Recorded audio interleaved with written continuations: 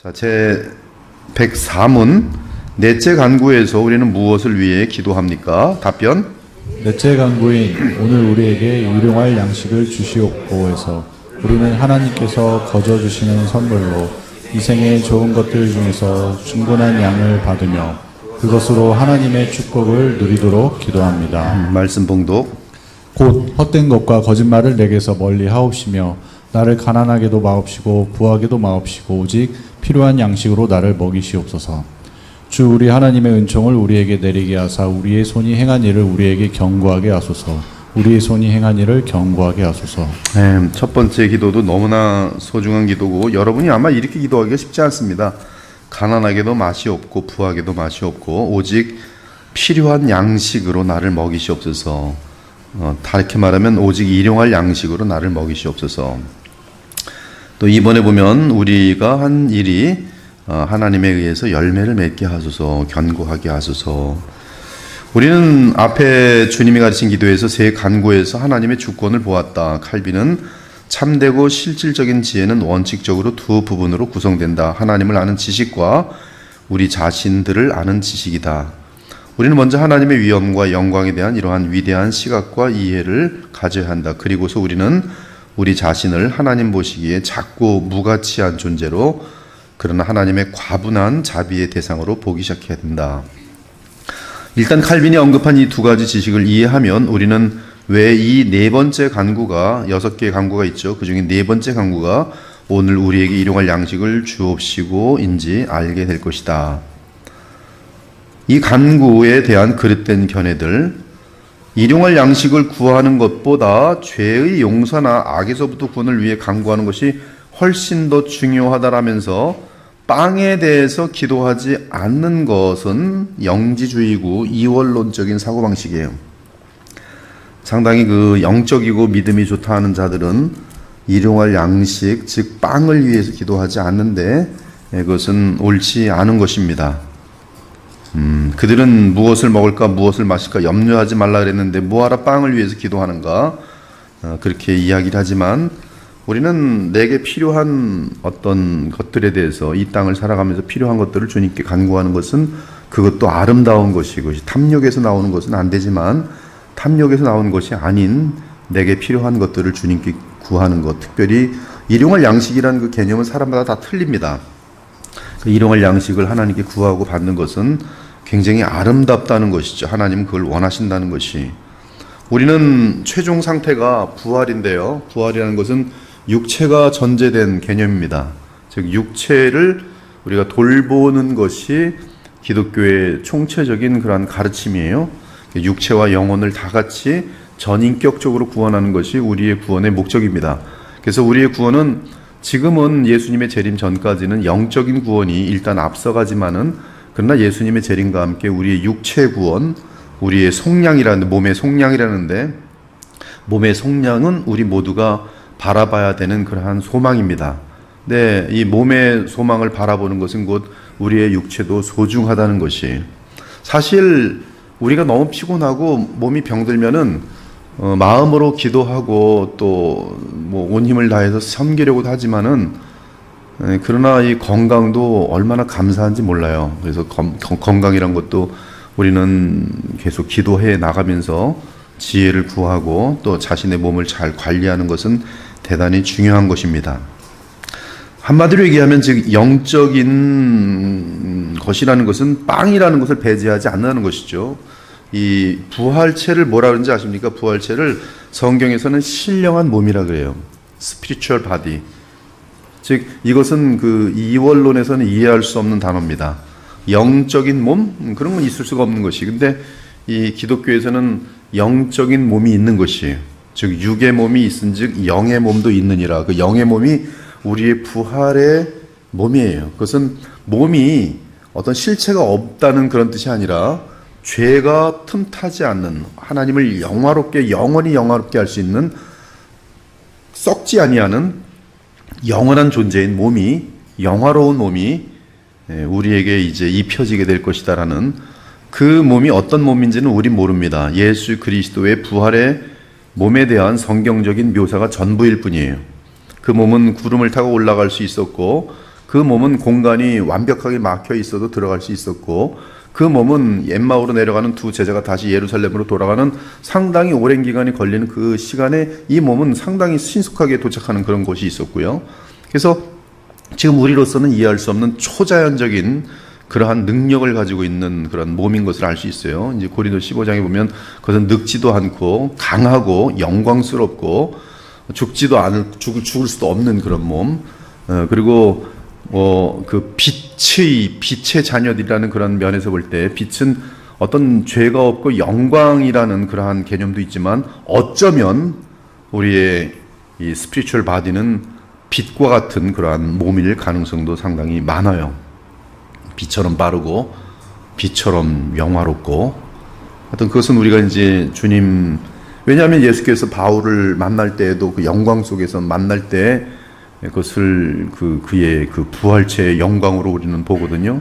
바울이 부활의 예수 그리스도를 보고 눈이 비늘이 생길 정도로 그렇게 되었기 때문에, 하여튼 영적이라는 것은 이 어떤 물리적인 것을 배제한 개념이 아니라는 것이, 워치만이라는 이러한 사람들 같은 경우 이원론의 영향을 받을 때 이 영적인 것을 그럴 때 물리적인 것을 배제하는 개념으로 영적인 것을 말하는데, 성경은 궁극적으로는 영적이라는 개념은 이 죄가 없는 거룩한 상태, 하나님은 영이시니 할 때 그 영, 그러면서도 하나님께서 전제하신 사람의 그 어떤 시간과 공간을 창조하실 때에 이 피조물에게 원하시는 것은 영적인 몸이 하나님께서 의도하신 최종 상태라는 것을 우리는 피조물로서 이해하고 있어야 돼요. 즉 죄를 지을 수도 없는 영화로운, 죄와 무관한 오직 하나님과 완벽하게 연합될 수 있는 그러한 이 물리적인 부분을 포함한 모든 것, 정신세계, 어떤 우리의 그 어떤 보이지 않는 세계, 이 모든 것들이 영적이라는 것이죠. 그래서 성령이 충만하다는 것은 우리의 몸에 충만한, 우리의 영혼과 몸에 충만한 그 전체적인 그런 개념으로 우리에게 말하고 있지, 우리의 어떤 다른 개념으로 말하고 있지 않은 것입니다. 지금 제가 이렇게 말을 길게 한 것은 우리에게 일용할 양식을 주시옵고라는 기도가 굉장히 소중하다는 것을 말씀드리고 있는 것이고, 여러분에게 이러한 기도를 드리는 것은 하나님이 보실 때에 이 몸과 관련된, 앞으로 구원받게 될 영광스러운 몸과 관련된 것이기 때문에 주님께서 기뻐하신다는 그런 뜻이에요. 그래서 일용할 양식을 주시옵고, 그런즉 너희가 먹든지 마시든지 무엇을 하든지 다 하나님의 영광을 위하여 하라. 우리는 삶 전체를 주께 하듯이 살아야 한다. 그리고 우리는 우리의 일용할 양식, 우리가 매일 먹는 음식까지도 영적으로 매우 중요한 문제임을 이해해야 한다. 참 아름다운 내용입니다. 근데 여기서 보면 일용할 양식을 구하는 것이죠. 일용할 양식을 구하는 것은 하나님께서 약속하신 어떤, 우리를 지으시고 약속하신 부분에 대한 전제가 들어있고요. 이것은 일용할 양식만 내게 있다면은 인간은 더 이상의 필요 없이도 자족하고 하나님께서 예비하신 하나님의 나라를 누리는데 부족함이 없다는 것이, 그 추가로 있는 것은 우리는 나누기 위해 있는 것이고 또 하나님의 나라를 위해서 더 사용하기 위해서 있는 것이지, 사실은 일용할 양식만 있으면 돼요. 자, 올바른 견해인데요. 자, 이 강구가 제시하는 몇 가지 위대한 원칙을 생각해 보자. 먼저 우리는 일용할 양식조차도 하나님께로부터 받을 자격이 없다는 것을 알아야 한다. 엄청 중요한 내용이에요. 사실 구약 같은 데 보면은 먹을 것이 없어서 자기의 새끼를 잡아먹는 사건들도 많이 있습니다. 인류 역사에 보면 지금은 그렇지 않지만 과거에는 이 자식들까지 잡아먹는 사건들이 많이 있어요.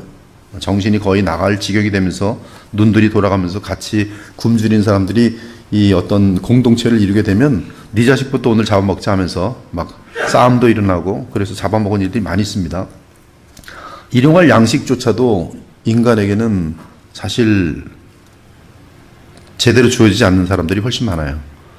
지금 여러분들은 일용할 양식 먹는 것이 당연하게 직장이 없어도, 그렇죠? 집에서 잠만 자도 정보를 통해서 일용할 양식을 좀 받고 있어요. 근데 그런 것이 우리에게 당연하게 여기지만 당연하지 않아요. 그걸 누릴 수 있는 그러한 어떠한 그런 형편에 처해 있는 것은 사실 지금 이 시대에도 그리 많지 않습니다.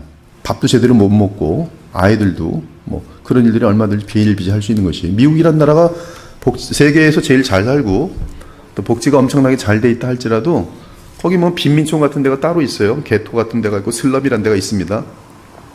그런 데 가면은 뭐 일용할 양식 보장되지 않은 데가 많아요. 벌써 한 3일째 굶어갖고 겨울에 이제 대도시 같은 데 지나가면은 거기 보면 스팀 올라오는 데가 있습니다. 그 스팀 올라오는데 이 홈레스들이 있어요. 홈레스는 거기서 잠만 자요, 며칠 동안. 마약 같은 거 먹고 쓰러져서 자는 것이죠. 일용할 양식 그런 사람들은 없습니다. 언제 죽을지 뭐 그런 굶어 죽는 거예요. 우리는 그 사실을 알고 있어야 돼요. 즉 일용할 양식에 대해 너무 감사하지 않는 마음은 하나님께서 일용할 양식을 걱정하지 않을 수 있도록 하는 우리의 어떤 자연스러운 환경을 만들어 주심에 대해서 망각할 때가 많다는 것이죠. 그러니까 이 감사가 줄어드는 것이죠. 이 사실은 모든 그리스도인이 가장 먼저 이해해야 하는 원칙이다. 우리는 본성상 부패한 죄인이고 하나님의 영원한 진노와 저주를 받기에 마땅하다. 죽음 직후에 하나님과의 관계가 끊어지는 자들은 일용할 양식 정도가 아니라 영원한 가난과 궁핍 속에 떨어지는 것이죠.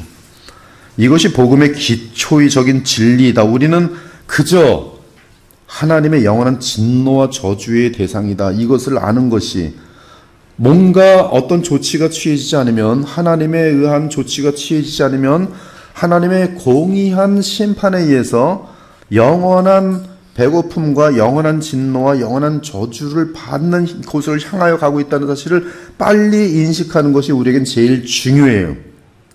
우리는 하나님께서 우리를 전적으로 그분의 은혜로 저주에서 구원하셨다는 사실을 안다. 그러나 우리는 이 사실을 쉽게 망각하는 경향이 있다. 이 진리는 우리의 모든 생각에서 너무나 쉽게 사라진다. 그 대신 우리는 우리가 사는 시대 정신과 경향에 많은 영향을 받는다.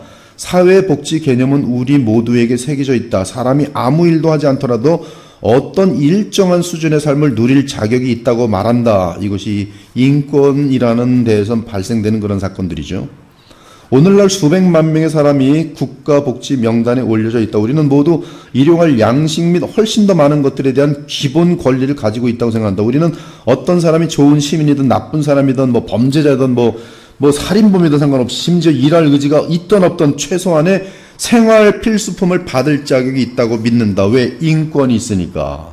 그것이 지금 소위 민주주의의 나라라는 곳에 많이 통해 있는 것이. 그러나 이것은 그 소위 선진국 대열에 서 있는 나라들의 그림들이에요. 이 만약에 선진국 대열이 아니라 뭐 방글라데시랄지 뭐 무슨 뭐 네팔이랄지 뭐 이디오피아랄지 뭐 가난한 나라들로 내려가면은 많이 달라지는 거예요. 많이 달라져요. 물론 사람의 시민 권리와 하나님 앞에서의 권리는 같지 않다. 캔사스 주에서 허락된 어떤 시민 권리는 하나님 앞에서 불법일 수 있다. 아무튼 우리 그리스도인이 아는 것은 우리는 하나님 앞에서 영원한 저주 외에 다른 뭔가를 받을 아무런 권리가 없다는 사실이다. 이것이 성경이 우리에게 가르쳐주는 가장 기본적인 것이죠. 그러므로 오늘 우리가 만약에 영생을 얻었고 오직 그리스도의 은혜죠. 그리스도의 성령 덕분이죠. 주님께서 우리에게 계신 영생 덕분이죠. 생명 덕분이죠. 이것을 얻었고 그리고 오늘 선한 것을 일용할 양식 플러스 선한 것을 누리고 있다면 이것은 지금 그리스도의 속량에서 나타나는 더 하나님이 주시는 풍부한 그 은혜입니다. 아들까지도 아끼지 아니하신 하나님께서 그 외에 다른 모든 선한 것을 더하여 주시지 않겠느냐. 그렇죠. 아들까지 아끼지 않으셨는데, 여러분들이 영생 주셨는데, 다른 것을 다 더하여 주지 않겠는가. 더하여 주지 않는 이유는 단 한 가지. 여러분들이 주신 주님을 바라보기보다 여기에 마음이 빼앗겨서 우상숭배를 하게 될 때, 하나님 거기 진노할 수밖에 없거든요. 자녀를 할지라도 진노할 수밖에 없거든요. 우리는 그러므로 나는 그리스도 없이는 영원한 진노 외에는 아무것도 없다는 사실을 인정하는 것이, 인식하고 인정하는 것이 대단히 중요하고, 둘째는 우리가 주님께 전적으로 의존하고 있다는 사실이다. 우리가 일용할 양식을 구할 때 우리는 우리가 필요한 것을 우리에게 줄 수 있는 분은 오직 하나님이라는 사실을 인정하는 것이다. 일용할 양식으로 번역된 단어는 군인에게 주어지는 매일의 분량입니다. 군인에게 그날 그 분량을 주죠. 즉 우리의 음식이 그때마다 날마다 일정한 분량으로 주어진다는 사실을 암시해준다. 이것이 바로 만나였어요. 만나. 하나님을 의지하고 살아가는데 하나님을 의지할 때 반드시 주십니다. 저하고 제 아내는 신실한 공급자예요. 우리 집 2마리 개에게. 그 개들은 딱 일용할 것만 받아요. 근데 지금 벌써 큰 게 지금 프레니는 지금 15년을 넘게 했는데 걔 하루도 굶은 적 없어요. 혹시 하루를 두고 가면 시컷 먹도록 채워놓고 갔다 오지요. 걔 굶은 적 없습니다. 걔가 뭘 했다고 굶지 않습니까? 지가 나가서 일한 적이 있어요. 뭐 어디 가서 뭘 한 적이 있어요. 주인이 주는 거예요. 프레니가 걱정합니까? 내일 과연 우리 주인 둘 중에 하나가 안 줄까? 둘 다 줄까? 안 줄지도 몰라. 이러고 있을까요? 이제 그거는 우리가 이제 하나님을 이렇게 못 믿을 때 그러겠죠. 하나님을 나를 이 세상에 보내시고 아들까지도 아끼지 아니하시고 사랑하신 주님께서 과연 내일 나를 주실까? 내일 굶어 죽는 아닐까? 어리석음이지 되게. 그래서 예수께서는 공중의 새를 봐라, 들에 피는 백합화를 봐라. 이런 것들도, 이런 피조물들도 하나님이 다 입히시고 먹이시거늘 하물며 나의 자녀된 너희일까 보냐. 뭐라 그래요? 믿음이 작은 자들아. 하지만 현대생활 방식은 이 부분에서 우리의 감각을 무디게 만드는 경향이 있다. 이전 시대에는 더 많은 사람이 시골에 살면서 하나님을 의존하는 감각을 갖고 있었다. 사람들은 일반적으로 비와 풍작 등을 위해 기도했다. 그들은 물질 공급의 원천을 하나님께서 통제하신다고 의식하였다. 그러나 오늘날 우리는 하나님보다 시장의 힘을 의지하는 경향이 있다. 정말 그렇죠? 집값이 오를까 내릴까. 집값이 오르면 돈이 많은 것 같아서 걱정 다 날아가는 것 같고, 집값 뚝 떨어지면 이제 1년 동안 1년 했는지 망할 것 같고. 이건 지금 시장에 대한 지금 디펜던트 하고 있다는 것이죠. 과거에 그러나 그런 것이 없을 때는 비가 오나 비가 안 오나 이게 되게 중요하죠. 그러니까 기우제를 드리고 자기네들이 상상하는 신에게 여러 가지 그 제사를 드리고 막 하면서, 우리는 현대 시대 때는 물질이 부족할 때 하나님보다 사람 즉 정부 또는 산업에서 해결책을 찾는 경향이 있다. 이거 띠띠고서 절대로 밀리지 않아요. 오늘 어떻게든 내 거 찾아 먹겠다는 것이죠. 그러나 느부갓네살이 이 7대 동안에 정신이 나가서 나중에 얻어서 깨달은 것, 그게 뭐예요? 하나님을 의존함이 없이는 그 누구도 존재할 수 없다는 사실이죠. 세 번째 원칙은, 이 주님이 하신 기도에서 세 번째 배워야 되는 것은 감사하고 만족해야 된다. 여러분, 한 가지 제가 알려드린데요. 쫓아해보세요. 하나님이 주시지 않으면 1,000원도 못 번다. 네. 뭐 목사님 농담하십니까? 지금 나가서 그냥 아무 데나 뛰어도 그냥 몇만 원 쉽게 하루 벌 수 있는데요. 그게 아니라 하나님이 주시지 않으면 여러분 마이너스로 돼 있어요. 그냥 항상 마이너스로. 아무리 벌어도 마이너스를 채우지 못해요. 그러나 하나님 앞에서 살기 시작하면 말진이 생겨요. 사람이 하루를 살아갈 때, 인생을 살아갈 때 뭐가 많아서 행복한 게 아니에요. 내가 필요로 써야 되는 것보다 조금만 더 많으면 그것이 그 사람에겐 여유예요. 행복이에요. 그것이 5만 원만 더 많아도 실컷 쓰고 5만 원만 남으면 사람은 여유가 생기게 돼 있어요. 베푸는 삶은 그래서 항상 말진이 있기 때문에 기쁨이 넘칩니다. 베풀지 못하는 삶은 어딘가 지금 문제가 있는 거예요. 마이너스인 거예요. 돈이 인컴이 많건 뭐 돈을 어디 가서 뭐 억대 연봉이든 그렇게 중요하지 않아요. 저는 참 많은 사람을 알고 있어요. 억대 연봉 뭐 그런 것도 많이 알고 있어요. 근데 여기서 마이너스예요, 마이너스. 뱅크에 보면 마이너스예요. 이 감사하고 만족해야 합니다. 감사하고 만족해야 돼요. 여기서 우리가 살고 있는 세상에 대항하여 우리의 입장을 가져야 한다는 사실을 분명하게 해야 한다. 이 세상의 삶의 방식은 더 많은 것에 대한 갈망에 무엇이 있는가? 이 갈망, 더 많은 것을 소유하려고 하는 이것이 그들의 인생을 핍절하게 만든다는 신기한 현상이 있어요. 자족하는 사람에게는 항상 차고 넘치는데 자족하지 못하는 사람은 항상 마이너스예요. 항상 마이너스. 남에게 못 씁니다. 남에게 베푸는 삶은 그 사람이 돈이 많아서가 아니에요. 마음의 여유가 있어서 그래요. 우리가 대하는 텔레비전이나 잡지 광고는 만약 새 차를 혹은 새 집을 혹은 새 가구 등을 더 갖기만 하면 분명히 더 행복해질 것이라는 착각을 주지요. 그리고 글로 달리는 것이죠. 이거 가지고서 내가 지금 만족은 못해. 새 차가 필요해. 난 이 집 가지고 만족을 못해. 저 사람 보니까 우리 집보다 훨씬 새 거야. 안 돼. 난 이 큰 집 가지고 안 되겠어. 벌써 입이 이렇게 나와가지고 과딱지가 나서 잠도 못 자는 거죠. 마이너스. 그러니까 이러한 세상을 쫓아가려니까 뭘 해야 돼요? 빚을 져야 되죠. 빚 지면 뭐가 있겠어요? 뭐 못 쓰는 거지. 이 마진이 어떻게 생깁니까? 여유가 없죠. 그냥 제가 미국에서 보니까 몰기지를 그냥 엄청나게 갖고 와서는 큰 집을 사. 사람들을 초청하는 건 큰 집 보여주기 위한 거야. 근데 큰 집도 못 보여줘. 돈 버느라고 너무 바빠갖고. 그 1년에 그 집 갈까 말까 큰 집만 샀어. 그 온 식구가 돈 버느라고 그 집에 앉아있지도 못해. 근데 돈 벌면 전부 다 어디다 놓는지 아세요? 몰기지. 거기다 갖다 보여. 그냥 각박해요. 딱 하나만 있어. 집만 큰 집만 있어. 아무도 들어가지 않는 집. 지들도 누리지 못하는 집. 얼마나 머리들이 나쁘고 어리석은지 몰라요. 그냥 마이너스 인생이. 좋은 삶은 우리가 더 많이 소유할 때 가능하다고 쉬지 않고 떴는다. 우리가 가진 것들은 오래되었고 시대에 뒤떨어졌다고 생각하도록 영향을 준다. 그리고 이러한 것들이 무슨 신분인 것처럼 생각해요. 여러분, 그건 세속적인 가치관입니다. 교회를 다님에도 불구하고 딱 봐서 저 집은 저기에 사네. 나는 이런 집 사네. 너는 나보다 저기 하층이네. 이거 굉장히 그 세속적인 생각입니다.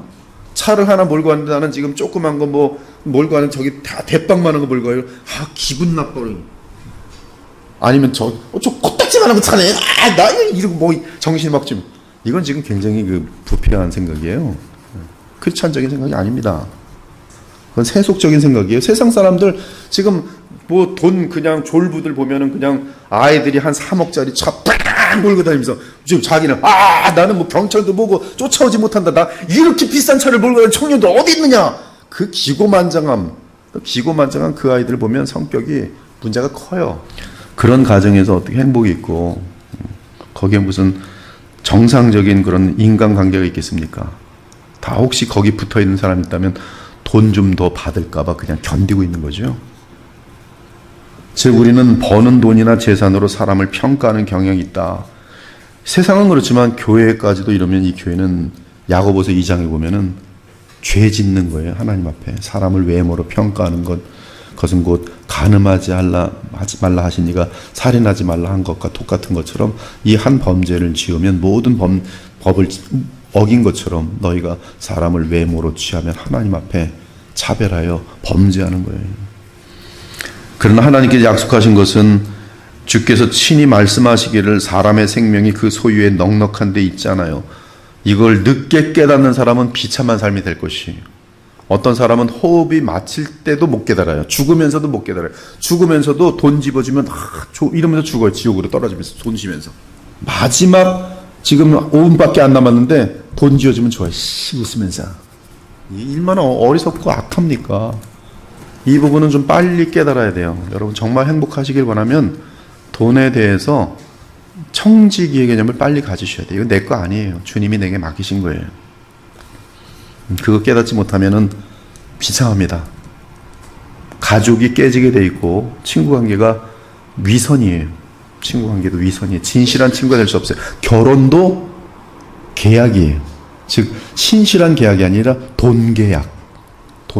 너 얼마 있어? 그럼 내가 너한테 결혼할까? 너 얼마 있어? 없어. 아니, 내가 너랑 결혼해? 이건 돈하고 결혼하는 거죠. 돈하고. 정말이죠. 지금 제가 말한 게 사실이죠. 이 시대 정말이잖아요. 이렇지 않은 케이스가 오히려 극히 보기 힘들잖아요. 그분은 우리가 먼저 하나님의 일을 구하면 그 후에 필요한 것을 우리에게 더하시리라고 약속하셨어요. 그리고 성령으로 감화된 사도는 우리가 먹을 것과 입을 것이 있은즉 족한 줄로 알 것이니라. 내일 먹을 게 있을까? 이걸 지금 하나님을 믿지 않는 거예요. 오늘 먹을 거 있으면, 오늘 일용할 양식 있으면 행복하면 돼요. 걱정하지 마세요. 오늘 있으면 돼요. 그냥 행복하면 돼요. 그리고 성실하게 또 살면 돼요. 또 사람들하고 사랑하면 돼요.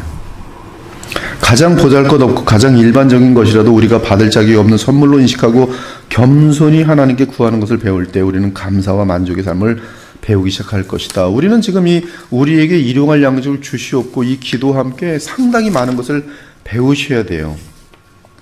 모든 거짓 종교는 인간 중심적인 경향이 있고요. 하나님께서 우리에게 원하시는 것은 하나님을 의지하며 성도들 간에 또 불신자들까지도 공급하며 사랑하는 것이죠. 사랑하는 것이. 이 금욕주의 오류를 건너뜁니다. 추수감사절에 대한 추가 언급으로 결론을 맺으려 한다. 오늘날 이 부분에서도 우리는 종종 성경적인 관점이 너무나 부족하다. 거짓된 종류의 경건 때문에 하나님께서 그들에게 주신 것을 즐기지 못하면서 그리스도를 믿는다고 고백하는 사람들이 있다. 그래서 이제 그 스님들처럼 중들처럼 뭘 버리면 그렇게 생각하면서 굉장히 영적인 것처럼 생각하는데 그렇지 않아요.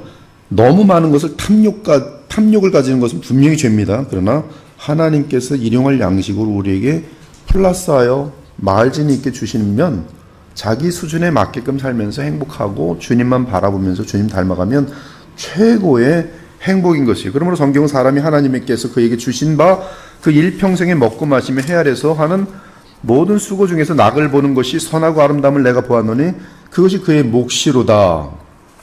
즉 내 몫이면 하나님 감사합니다. 그리고 몫을 즐기면 되는 것이에요. 비교하지 말고. 그것이 전도서의 결론입니다.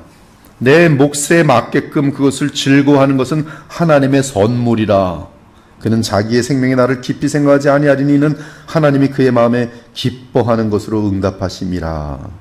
이 생의 좋은 것들로 하나님의 풍성한 축복을 받은 가정보다 더 귀하고 아름다운 것이 어디 있겠는가? 하나님께서 스스로 그들의 기업이 되신다는 사실을 즉시 알았을 때 하나님께 찬양 감사를 드리고 또 그들이 즐기는 것들도 하나님께 영광을 올려드리는 그런 아름다운 것들이 될 수 있는 것이죠. 그래서 우리는 오늘도 주신 일용할 양식 가운데 일용할 양식 플러스가 된 모든 것들 속에서 감사하고 남는 것들은 베풀면 되는 거예요. 베풀지 않고 뭘 할까요? 한번 물어볼게요. 베풀지 않고 뭘 합니까? 남았어요. 일용할 양식을 넘었어요. 그거 가지고 뭐 합니까? 아이들 공부시켜야죠. 아이들 공부해서 또 뭐 할 겁니까? 명문대 나오게 해서 학원비를 남들은 30만 원짜리 하지만 우리는 100만 원짜리 하려고요. 그렇게 해서 뭐 할 겁니까? 끝까지 물어보세요. 그 아이가 명문대 나와서 또 돈을 많이 벌어야겠죠? 그 아이는 돈 많이 벌어서 뭐 할 겁니까? 그 아이도 또 자기 새끼들 나가고 또 이제 학원비 남들 100만 원짜리일 때 우린 200만 원짜리 해야죠. 그래서 그 손주는 200만 원짜리 학원 해갖고 또 뭐 할 겁니까? 뭐 할 거예요 도대체? 지금 얘기가 돈만 쌓겠다는 얘기뿐이 안 나와요 결론은. 그래서 무슨 선한 일을 남겼습니까? 남기긴 뭘 남깁니까? 그렇게 100만 원짜리 과외시켜서 공부했더니 나중에 부모 알기를 우습게 한다니까요. 분명히 나갑니다. 그 아이들이 어렸을 적에 부모를 존경하고 사랑하는 법을 배우게 하고 남들과 나누는 것을 가르쳐 놓지 않으면 얘들은 부모님들 것까지도 나누긴커녕 부모님 거 닭짝같이 빼와가지고 부모 거지 만들어 놓고 도망가 버리죠. 한번 고민해 보세요. 스스로 발등 찍지 말고 인생 지금부터 여러분들이 정신 똑바로 차려야 돼요. 교회 신자들이 세상 사람들과 달라야죠. 세상은 지금 부모니 자녀들이니 돌보지 않습니다. 부모 돌보지 않아요. 그러나 부모 제대로 돌보지 않는 것은 세상 사람만도 못하다고 하나님께서 말씀하셨어요. 바울을 통해서. 교회에서는 그런 일이 발생하면 안 되죠. 절대로.